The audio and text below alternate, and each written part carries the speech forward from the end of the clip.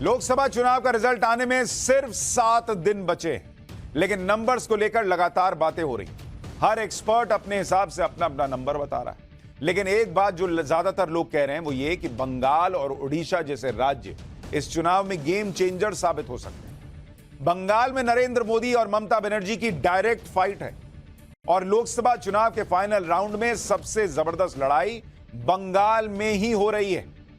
सीटों के लिहाज से लोकसभा की सबसे ज्यादा सीटें उत्तर प्रदेश में, उसके बाद महाराष्ट्र में 48 सीटें और तीसरे नंबर पर बंगाल आता है जहां पर 42 लोकसभा सीटें।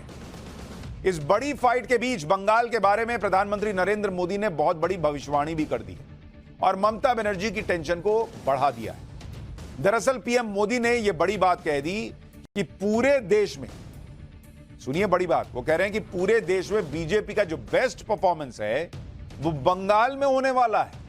बंगाल को लेकर बीजेपी ने बड़ा टारगेट रखा है कि लोकसभा चुनाव में बंगाल की नंबर 1 पार्टी बनना है और ममता बनर्जी को पीछे छोड़ना है। अगर ऐसा हुआ तो इस लोकसभा चुनाव के साथ बंगाल की आगे की राजनीति भी पूरी तरह से बदल सकती है। लेकिन ममता बनर्जी भी कम नहीं है, वो बीजेपी को बराबर टक्कर दे रही है। आज कोलकाता में पीएम मोदी का मेगा रोड शो था, तो उससे कुछ ही दूरी पर, कुछ ही किलोमीटर की दूरी पर कोलकाता में ही ममता बनर्जी ने भी 2 रोड शो कर दिए। कोलकाता में मोदी और ममता के आमने सामने आने से बंगाल की चुनावी इस गर्मी में सारे रिकॉर्ड टूट गए। बंगाल में लास्ट फेज की चुनावी लड़ाई इसलिए भी बड़ी है क्योंकि लास्ट फेज में बंगाल की जिन 9 सीटों पर वोट डाले जाने हैं वो टीएमसी का गढ़ है। पिछली बार सभी 9 सीटें ये टीएमसी ने जीती थी, इसलिए ममता बनर्जी थोड़ी कॉन्फिडेंट तो होंगी। लेकिन बंगाल में आखिरी दौर की वोटिंग से ठीक पहले पीएम मोदी ने जो दावा किया है कि भैया बंगाल में बीजेपी का बेस्ट परफॉर्मेंस आने वाला है, उससे इन 9 सीटों पर भी ममता बनर्जी के लिए खतरा मंडरा रहा है। और ममता बनर्जी के कॉन्फिडेंस को इस बयान ने हिला दिया, क्योंकि प्रधानमंत्री नरेंद्र मोदी ने तो ताल ठोक कर कह दिया है कि बंगाल में चुनाव बीजेपी के पक्ष में एक तरफा हो चुका है। एक बार पीएम मोदी को सुनिए, फिर बताता हूं कि आज दीदी के गढ़ में पीएम मोदी के रोड शो में क्या क्या हुआ है। पिछले असेंबली के चुनाव में हम 3 थे, 3 में से बंगाल की जनता ने हमें 80 पर पहुंचा दिया। हमें लोकसभा के अंदर भारी बहुमत पिछले चुनाव में मिला था। इस बार पूरे हिंदुस्तान में द बेस्ट परफॉर्मिंग स्टेट कोई होगा तो पश्चिम बंगाल होने वाला है। भारतीय जनता पार्टी को सर्वाधिक सफलता पश्चिम बंगाल में मिल रही है और पश्चिम बंगाल का चुनाव एक तरफा है। जनता जनार्दन उसको लीड कर रही है और उसके कारण सरकार में बैठे हुए लोग, टीएमसी के लोग बौखलाए हुए हैं। लगातार हत्याएं हो रहे हैं, हमले हो रहे हैं, भाजपा कार्यकर्ताओं को चुनाव के पहले जेलों में बंद कर दिया जा रहा है। इस सारे जुल्मों के बावजूद भी मतदान भी जनता ज्यादा कर रही है और वोट भी ज्यादा हो रहा है। सुना आपने, पीएम कह रहे हैं कि पूरे देश में बीजेपी का बेस्ट परफॉर्मेंस बंगाल में होने वाला है। हालांकि उन्होंने कोई नंबर नहीं दिया, लेकिन अगर आप पिछले 2 चुनाव के नतीजे देखें तो आपको थोड़ा अंदाजा लगेगा कि पीएम क्या कह रहे हैं। जरा इसको आपको समझना चाहिए। बंगाल की जब बात होती है, बंगाल में कुल लोकसभा सीटें कितनी हैं? 42 सीट, और ये लोकसभा सीटों की संख्या के हिसाब से बंगाल देश में तीसरी सबसे ज्यादा लोकसभा सीटों वाला राज्य है। इसमें बीजेपी का अगर आप परफॉर्मेंस देखेंगे, बीजेपी को 2014 में बंगाल में मात्र 2 सीट आई थी, तब भी नरेंद्र मोदी चेहरा था, लेकिन बंगाल में बीजेपी का सुपड़ा साफ था। साल 2019 आते आते ये 2 सीट जो है ना वो सीधा बढ़कर 18 सीट पर पहुंच गई, 18 सीट। और ऐसे में नरेंद्र मोदी दावा कर रहे हैं कि 2024 में बेस्ट परफॉर्मेंस होगा, बेस्ट परफॉर्मेंस। तो 2 से अगर 18 हो सकते हैं तो बीजेपी ने टारगेट क्या रखा हुआ है? बीजेपी ने टारगेट रखा हुआ है कि बॉस हमको कम से कम 35 सीट जीतनी। तो क्या यहां सीधा गुना लगा के 18 × 2 36 भी हो सकता है क्या? यह भी सवाल है। लेकिन अगर 42 में से 36, 35, 30 सीट बीजेपी बंगाल में जीत गई तो भैया बंगाल में धुआं धुआं हो जाएगा, तूफान आ जाएगा वहां की राजनीति। चुनाव से पहले ही बीजेपी ने बंगाल के लिए बड़ा टारगेट सेट किया हुआ, लेकिन 6 चरण के चुनाव के बाद पीएम मोदी का अनुमान यह है कि बंगाल में बीजेपी का बेस्ट परफॉर्मेंस होने वाला है।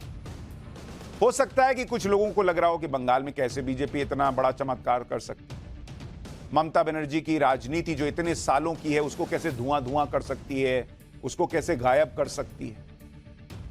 ममता बनर्जी को पीछे छोड़ना कोई आसान बात तो नहीं।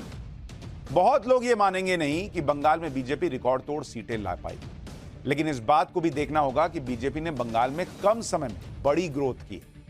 2009 के लोकसभा चुनाव में बंगाल में बीजेपी सिर्फ एक सीट जीती और वोट प्रतिशत मात्र 10% के करीब था। 2014 में बंगाल में बीजेपी का जब उदय हुआ नरेंद्र मोदी के आने से, तो एक सीट बढ़कर 2 हुई, लेकिन वोट शेयर 17% हुआ। 2009 और 2014 में कोई नेता या राजनीतिक विश्लेषक यह भविष्यवाणी कर ही भी नहीं सकता था कि अगले 5 से 10 साल में बंगाल में बीजेपी दूसरे नंबर की पार्टी बन जाएगी। कोई यकीन नहीं करता, लेकिन बंगाल की राजनीति में बीजेपी ने यह चमत्कार साल 2019 में करके दिखाया। पिछली बार 42 में से 18 सीटें जीती, लेकिन वोट प्रतिशत आप देखिए, 2009 में जिस पार्टी का वोट प्रतिशत 10% पे था, उसने 10 साल में अपना वोट प्रतिशत ऑलमोस्ट 30% कर लिया, बढ़ा लिया, जहां उसमें ऐड कर लिया, यानी 3 गुना वोट प्रतिशत बढ़ा लिया उसने। इन आंकड़ों के हिसाब से देखें तो बंगाल को लेकर पीएम मोदी का दावा हवा हवाई नहीं लगता। और आप यह भी ध्यान रखिए कि बंगाल में बीजेपी सिर्फ लोकसभा में ही नहीं बढ़ रही, बल्कि विधानसभा में भी लगातार उसके सीटें बढ़ी हैं। साल 2011 के बंगाल विधानसभा चुनाव में बीजेपी का खाता तक नहीं खुला था, और जब 10 साल बाद 2021 में विधानसभा चुनाव हुए तो बीजेपी 77 सीट जीतकर दूसरे नंबर की पार्टी बनी। यानी बंगाल में बीजेपी एक बार नहीं बल्कि बार बार चमत्कार कर चुकी है, और यह चमत्कार इस बार भी हो जाए तो हैरानी नहीं होनी चाहिए। प्रधानमंत्री के रैलियों में बंगाल में ये ऐसी जबरदस्त भीड़ देखने को मिली है कि उससे ही शायद उन्हें लग रहा हो कि इस बार बंगाल में खेला हो गई। बंगाल पर पीएम मोदी के बड़े दावे और टीएमसी के गढ़ में रोड शो से ममता बनर्जी की टेंशन बढ़ गई हो। आज पीएम मोदी ने कोलकाता में करीब 2.5 किलोमीटर लंबा रोड शो किया। तस्वीरें देखिए आप कोलकाता की। बीजेपी ने दावा किया कि लाखों लोग इस रोड शो में शामिल हुए। पीएम मोदी के रोड शो में लोगों की भारी भीड़ नजर आई। पीएम मोदी की एक झलक पाने के लिए रोड शो से पहले जनता ने घंटों इंतजार किया गर्मी में। आप देखिए, बंगाल की तस्वीर है। बंगाल में पीएम मोदी के रोड शो को लेकर क्या माहौल रहा, इस पर आपको कोलकाता से एक ग्राउंड रिपोर्ट दिखाता हूं। इस रिपोर्ट को देखकर आप समझ जाएंगे कि बंगाल को लेकर पीएम मोदी इतने कॉन्फिडेंट क्यों हैं। हमारी सहयोगी पूजा मेहता की रिपोर्ट देखिए, फिर आपको बंगाल में जिन सीटों पर ममता और मोदी ने रोड शो किया उसका गणित भी समझाता हूं। प्रधानमंत्री को देखने आए यहाँ पर? यस, मैं ईश्वर को देखा, भगवान को देखने आया हूँ। मैं उत्तर बंगाल से आया हूँ, कुछ बिहार से आया हूँ। मोदी के लिए एक झलक देखने के लिए आया हूँ। पहली बार ही देखूंगा उनका, बहुत सुपर एक्साइटेड हूँ। क्या लगता है, क्या माहौल इस बार चुनाव में? 400 पार। बंगाल में वन साइड बीजेपी आ रही है। बंगाल में वन साइड बीजेपी आ रही है। कितना एक्साइटेड है प्रधानमंत्री? बहुत ज्यादा बहुत एक्साइटेड है। आप लोग खुद देख सकते हैं, आप क्या? हम लोग कितना भीगे हुए पसीना से, हम लोग 4 घंटे हो गए खड़े हैं। परिवर्तन का समय है, परिवर्तन होके रहेगा, और अगले बार से जब बीजेपी आएगी तो सिर्फ बीजेपी ही रहेगी। आप लोगों का इमोशन देख रहे हैं। एक आदमी कह रहा है मैं भगवान को देखने आया हूं, नरेंद्र मोदी के लिए। पीएम मोदी और ममता बनर्जी ने आज कोलकाता में रोड शो किया। लास्ट फेज में नॉर्थ कोलकाता और साउथ कोलकाता में भी चुनाव। नॉर्थ कोलकाता की राजनीति को देखें तो यहां से लगातार टीएमसी जीतती आ रही। टीएमसी ने इस बार भी मौजूदा सांसद और सीनियर नेता सुदीप बंदोपाध्याय को उतारा हुआ है। बीजेपी की तरफ से तपस रॉय लड़ रहे हैं। वो पहले टीएमसी में होते थे, चुनाव से पहले पाला बदलकर बीजेपी में आए। तपस रॉय इसी इलाके से 4 बार के विधायक रह चुके हैं, इसलिए उनकी मौजूदगी से बीजेपी को फायदा हो सकता है। नॉर्थ कोलकाता में पिछले 3 चुनाव से भले ही टीएमसी जीत रही, लेकिन बीजेपी ने चुनाव दर चुनाव इस सीट पर अपनी पकड़ मजबूत की है। बीजेपी का वोट शेयर लगातार यहां बढ़ा है। साल 2009 में बीजेपी को इस सीट पर केवल 4% वोट मिलता था, जो कि 2019 में बढ़कर 36% हो गया था बॉस। और इसलिए अब यह किला ढह जाए ममता बनर्जी का तो बहुत आश्चर्य नहीं होना चाहिए। वैसे ही साउथ कोलकाता, अगर इस सीट की बात करूं, इस सीट पर भी टीएमसी बहुत मजबूत मानी जाती रही। 2009 में खुद ममता बनर्जी इस सीट से जीतकर सांसद बनी थी। इस सीट पर भी बीजेपी ने गजब का ग्रोथ किया है। साल 2009 में बीजेपी को इस सीट पर मात्र 4% वोट मिला था, और 2019 में यहां पर 35% हो गया बीजेपी का वोट शेयर। तो आंकड़े खुद बता रहे हैं कि भले ही टीएमसी दोनों सीट पर जीतती रही है, लेकिन बीजेपी भी लगातार पीछे से तेजी से दौड़ती भी आ रही है। और वो कभी भी बाजी पलटने का दम रखती है, आगे निकलने का दम रखती है।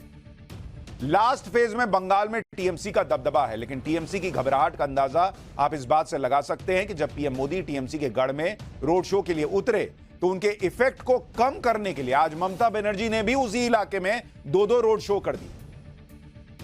बंगाल के आखिरी चरण में भले ही टीएमसी मजबूत है, लेकिन इस बार का पूरा चुनाव ममता बनर्जी के लिए आसान नहीं रहा, क्योंकि चुनाव से पहले और चुनाव के दौरान भी ममता बनर्जी कई मुद्दों पर घिरी।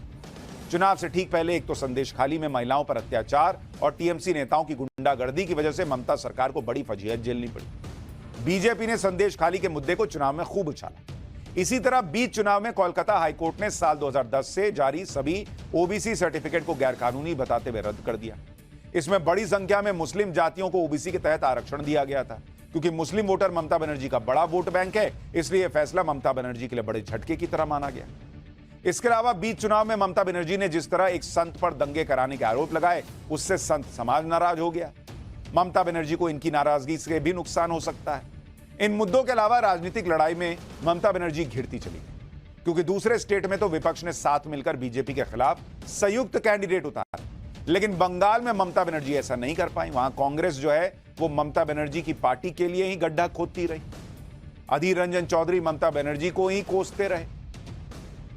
बंगाल में ममता बनर्जी की राह इसलिए भी मुश्किल है क्योंकि इस बार पीएम मोदी ने बंगाल में ताबड़तोड़ प्रचार किया। पीएम मोदी तो बंगाल की जनता से यह बड़ा वादा भी कर चुके हैं कि वो टीएमसी नेताओं की तरफ से लूटे गए पैसों को बंगाल की जनता को वापस लौटाएंगे। सुनिए आज पीएम मोदी ने बंगाल की 12-7 सीट पर रैली करते हुए क्या कहा, फिर आपको वो वीडियो दिखाऊंगा जिसके दम पर पीएम मोदी बंगाल में बड़ी जीत का दावा कर रहे हैं। अब मोदी देश को और पश्चिम बंगाल को खास एक और बड़ी गारंटी दे रहा है। टीएमसी के नेताओं के पास भी ये जो नोटों के पहाड़ निकले हैं, एक एक रुपये का हिसाब होगा। जिसका लूटा है उसको वापस कैसे मिले, इसके लिए मैं कानूनी रास्ते बना रहा हूं। अब तक लगभग 17,000 करोड़ रुपया बंगाल में भी आपका लूटा हुआ धन आपको वापस मिले, मैं उसके लिए पूरी कोशिश कर रहा हूं।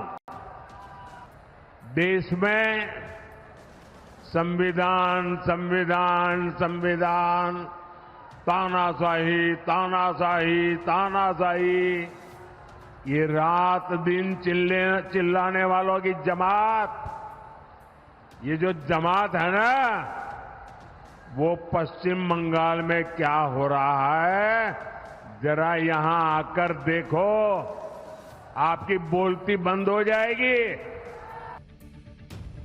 बंगाल के 12-7 में पीएम मोदी ने रैली से पहले एक रोड शो भी किया जिसमें भयंकर भीड़ आई हुई थी। कुछ किलोमीटर लंबे इस रोड शो में पीएम मोदी की एक झलक पाने के लिए रोड के दोनों तरफ भयंकर भीड़ थी। बॉस, जबरदस्त भीड़।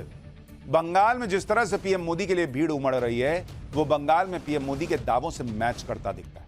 एक बार देखिए बंगाल में पीएम मोदी के इस रोड शो की झलक, आपको समझ में आएगा कि बंगाल में चल क्या रहा है।